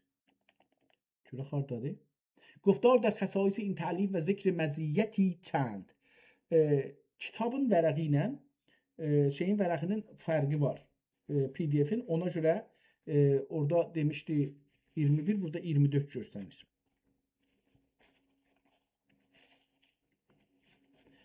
گفتار در خصایص این تألیف و ذکر مزیتی چند که به آن متفرد است در میان اشباح و نظایر تاریخ مفاخر و معاصر حضرت صاحبگرانی بر وجهی که مسوده آن مکمل شده و بی تغییری در آن به زیادتی و نقصان به بیاض خواهد رفت. از سایر تواریخ ارباب دولت و اقبال و اصحاب عظمت و جلال که مقدمتاً و متأخراً به نظم و نثر نوشته‌اند و به تازی و فارسی در سلک بیان چشیده به 3 گونه مزیت مخصوص است. یکی وفور فواید و کثرت نفع، چه سود بخشتر میوه چه در بوستان تصانیف این فن و شاخسار خصایص هر یک با نعمل تعمل توان چید آگاه گشتن است. از غرایب احوال و عجایب اتفاقات و انقلابات که در طی اطلاقات احکام تقدیر بر دقایق حیل و لطایف تدبیرات مترتب شده باشد که هر آینه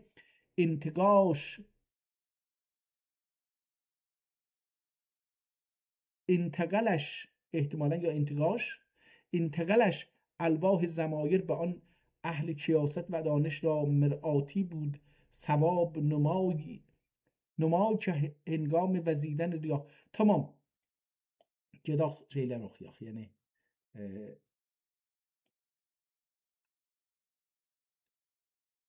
bunun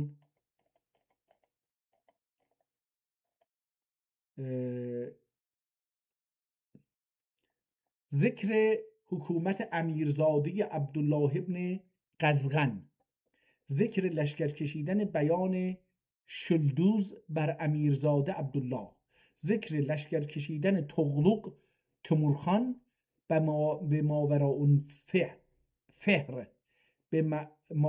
الفهر یا فهر نهر olacaq. Üstündə nöqtəsi o cür qoyulubdur. Nəhrdir. به ماوراء النهر. گفتار در مشورت صاحبگران با امیر حاجی برلاس، ذکر لشکر کشیدن امیر حسین ابن حسین بر امیر بیان سلدوز، ذکر مدد خواستن امیر حسین از صاحبگران نوبت ثانی، گفتار در محاربه صاحبگران و امیر خزر یسوری با امیر حاجی برلاش و شکست یافتن او، گفتار در محاربه صاحبگران با امیر خزر یسوری، ذکر لشکر کشیدن تغلق تیمورخان به ماوراء النهر نوبت دوم، ذکر مراجعت تغلق تیمورخان به تختگاه خیش. Beləsiz devam edeyim yoxsa məncə bu qədər yetər. Mən yoruldum. Farsı oxumaqdan yoruldum. Düzünü axtarsanız öncələr belə olmurdum. İndi farsı oxuyanda yoruluram. Türkçə oxuyanda yox. Bu da o əxlaqımın dəyişməsi, o vəziyyətimin dəyişməsinə səbəbdir. Hər halda mən fikir edirəm bu kitabı oxumaq bizi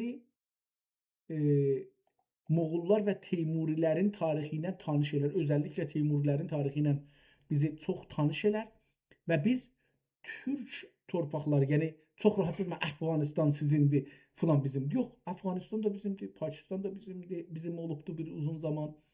Hindistan da bizim olub bir uzun zaman, yəni bir uzun zaman deyəndə 6-700 il. Yəni çox az deyil. Hesabladıq bunu, əvvəldə gördük.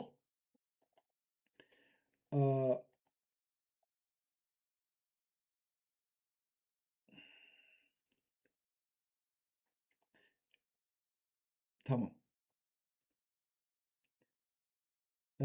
Gedək görək ki, bu günləri mən fikir edirəm ki, vaqəən bu 34 dəqiqə göstərir. Cəlibdir. Nədir olubdu beləsi bir vəziyyət göstərir, amma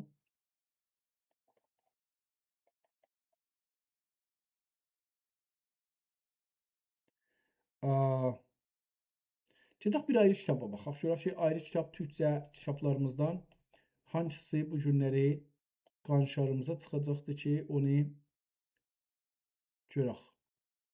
Bu zəfərnamələri açdıq, gördük. Tərcümeyi Türkiye Gülüstanı, bu Gülüstan ehtimalən kitab olacaq. Bu Ustanı Gülüstan Sədinin kitablarından olacaqdır. Ehtimalən buna baxaq. İstanbul, bu da çap olmuş kitabdır. Tezmiş zahirən.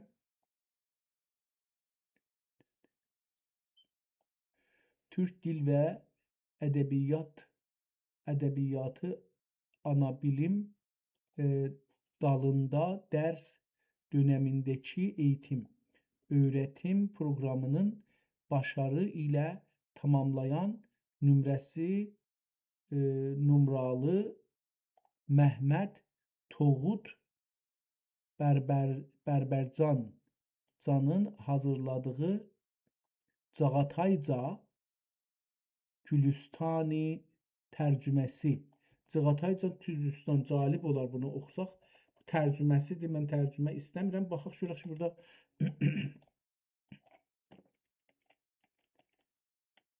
kitabdan özündən bir şey.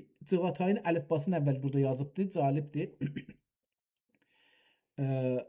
Bu mənim özümdə dərdimə dəyər. Bundan bir əks sala bilsəm, mənim dərdimə dəyə bilər. Çünki bunu mən düzdür özüm oxuram, amma səslərin çox da yaxşı bilmirəm. Bəlkə bu səsləri bizim dərdimizə dəyər. Giriş, görək kitabın mən istəyirəm o Cığatay ilə yazılsa, əgər onu görüm, orasına baxım. Yoxsa latincəni oxumağım zordur. Cığatayı daha rahat oxuram. Məncə Cığatayı burada nədir bunlar yazır? Yazım özəlləməkləri lüğətlərdir və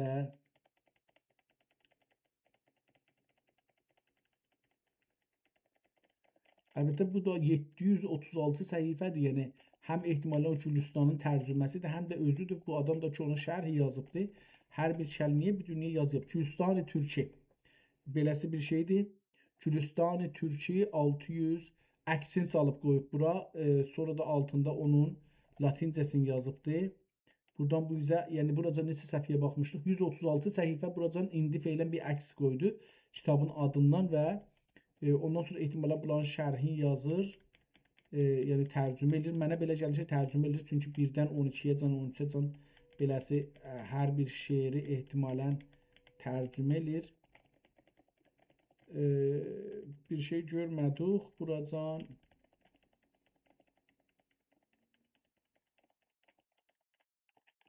Bu nədir? Notlar. Buradan da bu yüzden notlara geçir. Mən biraz sürətlə buranı gedim. Nəzərimə bu kitabda o kitablardan da ki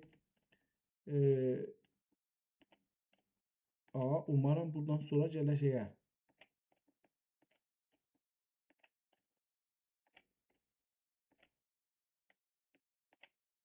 Wow.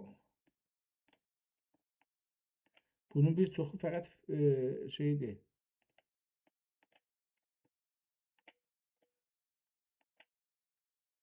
Lüğətləri ehtimalən sahibdir orada.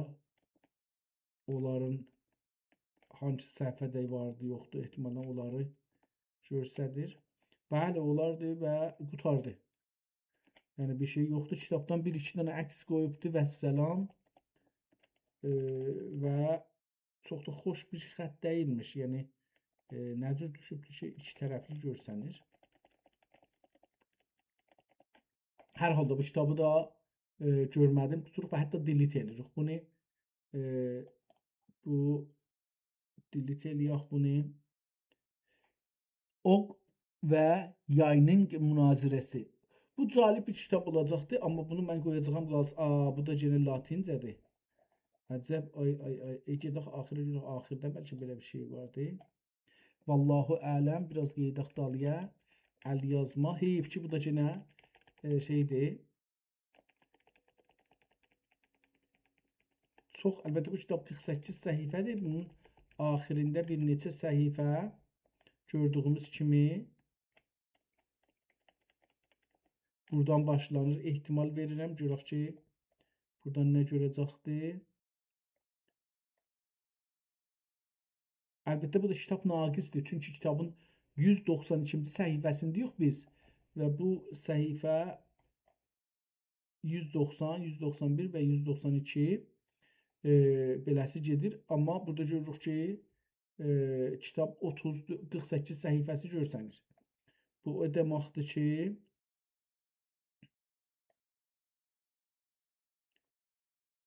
bu kitab hər nədir, onun özünün də 315 səhifəsi olmalıdır. Ya da çox. 14. Bəli, getdikcə çoxalır. Bu kitabın son bölümündən biz indi 317 deyirik. Biraz gedim qabaqlıq. Kitabın sonu beləsidir. 321 səhifəlik bir kitabdan sadəcə bir 10-15 səhifə qoyubdur. 1, 2, 3, 4, 5, 6, 7, 8, 9, 10, 11, 12, 13, 14, 15. 15 səhifə o kitabdan qoyub bura və bu qədər. Bir də fotokopi olduğu üçün bu da yenə də bunu qoyaq kənara. Bu kitab da o kitablardandır ki, əlbəttə bu oxla Yayın münazirəsi çox gözəl bir kitab ola bilər. Yəni adam bunu oxusa gözəl bir şeylə tanış olar. Heç silməyək qalsın. Bəlkə bir zaman buna əslini tapa bilsək yaxşı olar. Nur Süleymaniyə, Nuru Səmaniyə. Bu nə deməkdir? Nəzərə gələn bu günləri bizim kitablarımızın heç birisi mənim məzağıma oturmur. Bəlkə bu yaxşı olacaqdır. Kitabın əksidir. Kitabı biraz kiçiklətdik. Bundan da izafi kiçikləşmir. Səhifəyə bu qədər yerləşir. Kitab Süleymaniyə kitabxanasında saxlanır zahirən. Fikirlə bunu görmüşük. Nəzərimə belə gəlir. Çünki bu sarı kağız mənə tanışdır. Ortada da biraz o şeyləri çalışdı. Amma möhürlər tanış gəlmədi. Vəqfinaməsi də cəlibdir. Bu vəqfinaməni bir çox kitabda görmüşük. Gözəl bir kitabdır. Bu gözəl kitabdır və 319 səhifə PDF-də bunun 2-yə çarpmalıyıq. 2-yə çarpsaq bu 640 səhifəlik bir kitabla qarşı-qarşıyayıq. Bir zərrə baxaq, bu qalsın bir ayrı gün, yəni Allah ömür verirsə, bir ayrı gün buna baxarıq. Buna görə ki, gələn cələsədə çox da şey olmayaq. Bu kitabın fəqət zahirinə bu gün baxaq. Görək ki, kitabxanada nə cür saxlanır. Kitabın dediyim kimi cildini görmürük. Əcəba bunun axirində cildinin əksi var ya yox, onu da bir baxaq. Axirdə də cildinin əksi yoxdur. O da cəlibdir. Bu birinci şey, bunu görək ki, cildini görmürük nə vəziyyətdədir. Cildə yapışan sarı kağızı görürük. Cildə yapışmır, bəlkə bu şeyə yapışır. Cildinə kitabı bir-birinə yapışdıran bölümdür. Burada 3 möhür görürük, bir də 4 möhür görürük və bir də kitabxananın möhrünü görürük, bir də da imza görürük vəqfinamənin üstündə. Birinci səhifə və ikinci səhifə kitabın içindən, yazısından. Birinci səhifədə yazının dövrəsinə bir gözəl çərçivə ciziblər, neçə xəttinə və rənglə. Başlıq 2 bölümdə qıssa və buradan görmədiyimiz bir yazıdır. Bu kitab harda yazılıb, o çox mühümdür. Cığatay dilində yazılıb, onu görürəm. Cığatay türkcəsində yazılıbdır.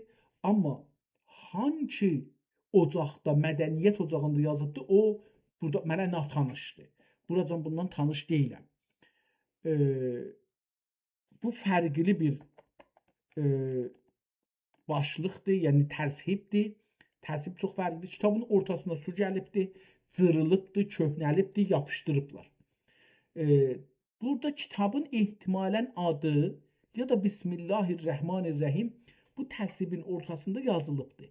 Amma qızılla olduğu üçün flash da vurublar, əks salalar ya indi hər nə, o orada mən oxuya bilmirəm. Hər halda çünki Kufi xətti ilə yazıblar, mən də o xətti oxuya bilmirəm. Kitabın orta tərəfi, yəni Şirazə tərəfi ikisi bir-birinə yapışır. Ora su gəlibdir, cırılıbdır. Oranı da hətta və bu yazının dövrəsində çərçivədən eşikdə qalan yeri də nəqqaşlayıblar. Bu da bir şey ki, o haqda demək olar.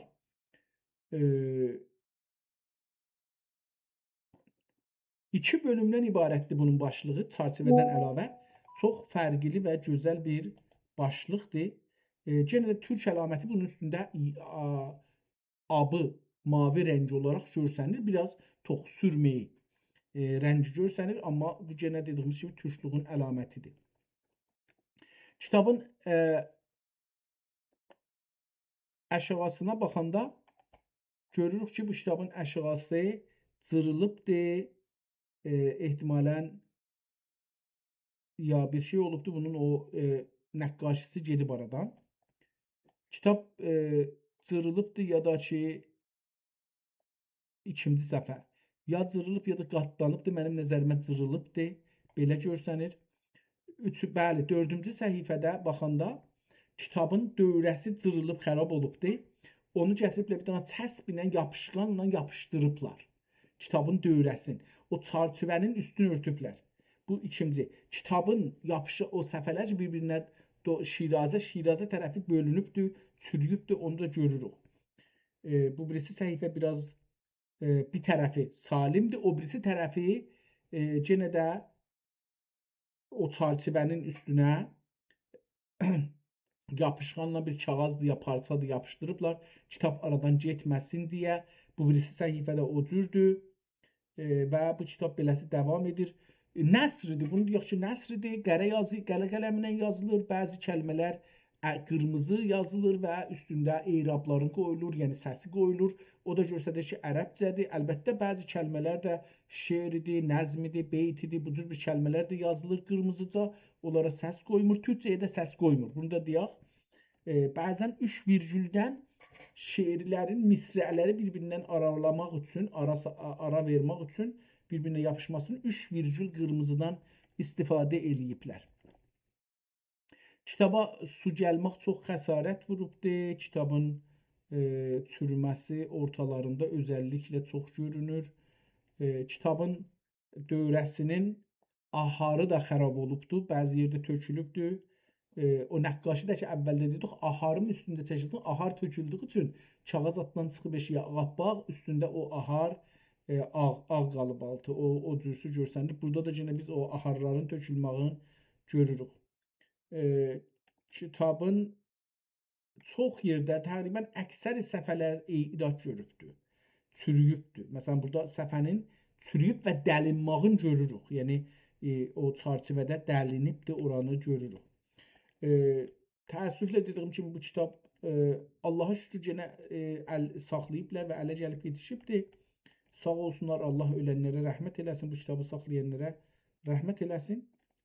Amma hər halda kitabın mətni, yazısı demək olar ki, salim qalıbdır. Burada əlan məsələn görürük, bir kağız yapışdırıblar, ya bir şey yapışdırıblar, ya bir rəng yapışdırıblar, ehtimalən rəng də ola bilər.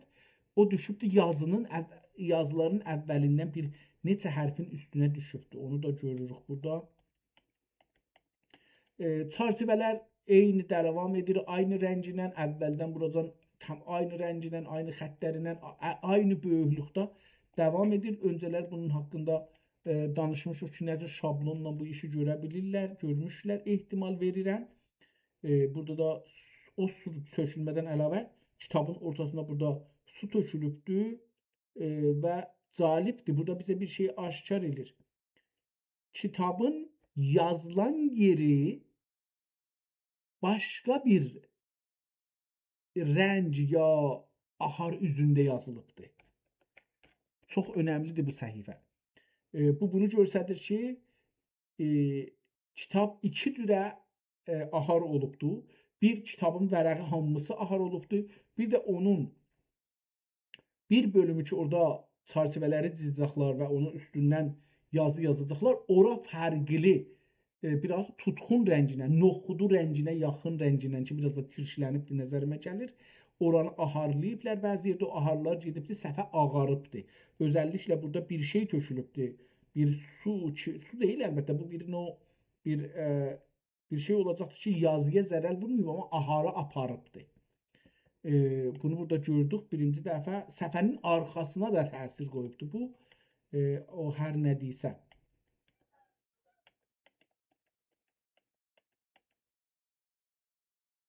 Burada bir səhvəyə yetişirik ki, hətmən bu rəh deyil, kağızdır. Belə gəlir mənə. Burada bir səhvəyə yetişirik ki, dahi heyf olubdur, heyf olub. Çox heyf olmaq vəziyyətini görürük.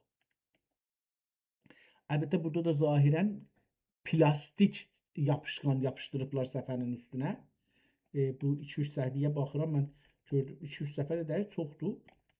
Ya da məncə plastik yapışqan yapışdırıblar və bu qopanda da yeri sarı qalacaq. Yəni yapışqan yapışacaqdır kitaba, görsənir də. Yəni görsənir də ki, bunun yapışqanın altı saralıb indidən qopacaqdır bir zamandan sonra və o zamanda qopandan sonra yeri sarı qalacaqdır və ehtimalən kitaba da bir xəsarət vura biləcəkdir. Nədən isə sonralar bunu kağızla yox, o plastik naylon yapışqanla yapışdırıblar və burada da yine onu görürük. Ehtimal da verirəm ki, burada sökülübdür. Əlbəttə yox, sökülməyib. Çünki o qırış eləyib, hətta kitabları qırışdırıbdır. Bunu da görürük. Çox nəsr düz yazı bir kitabdır. Enli səhifələri var. Ehtimalən Süleymaniyə kitabxanasındadır. Çox ciddi onu deyə bilmədim. Çünki möhrü oxumadım və oxuyamadım. Qələm çox yerdə qəri idi, amma burada sürməyi oldu.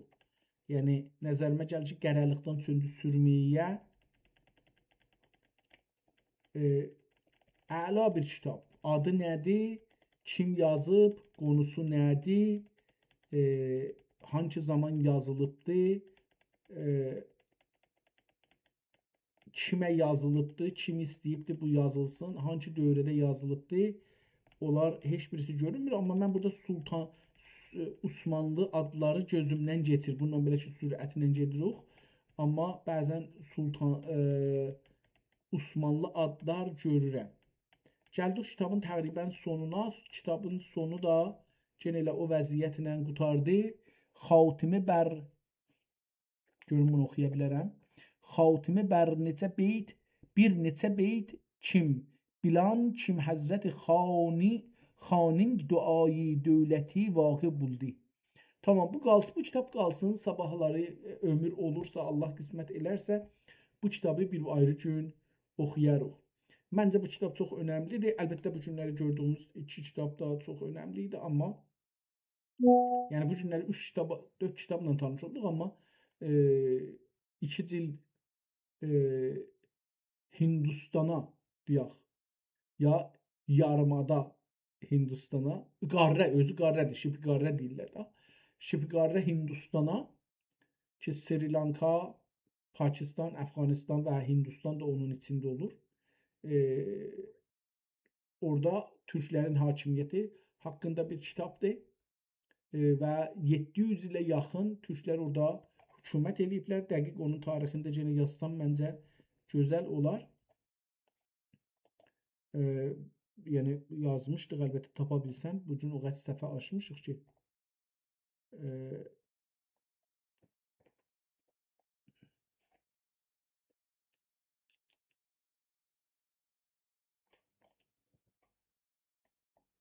gözlüyümüzü vurmalıyıq bundan bu üzə.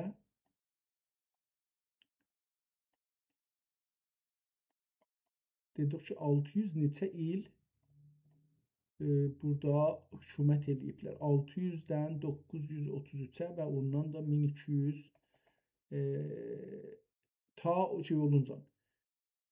Onu görmüşdük amma itirdim, indi tapa bilsəm onu.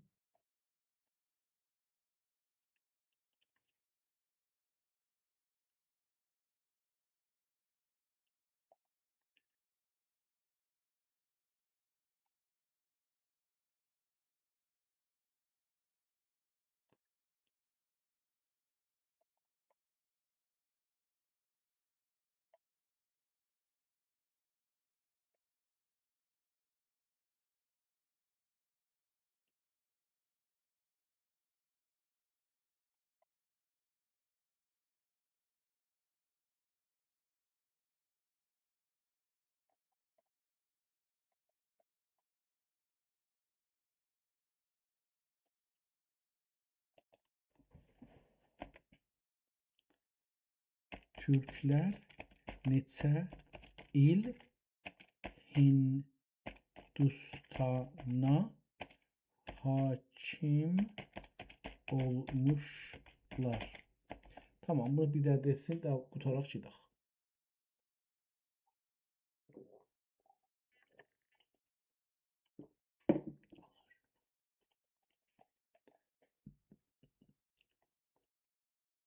602-ci ilinə 1206-cı il, yəni 600 il, 604 il ora hakimiyyət eləmişlər. Yox, 672 il, üzr istəyirəm. Özü burada cəm elədi, dedi ki, bu iki tarixi arasında hesablasaq 672 il türklər o bölgəyə hökumət eləmişlər.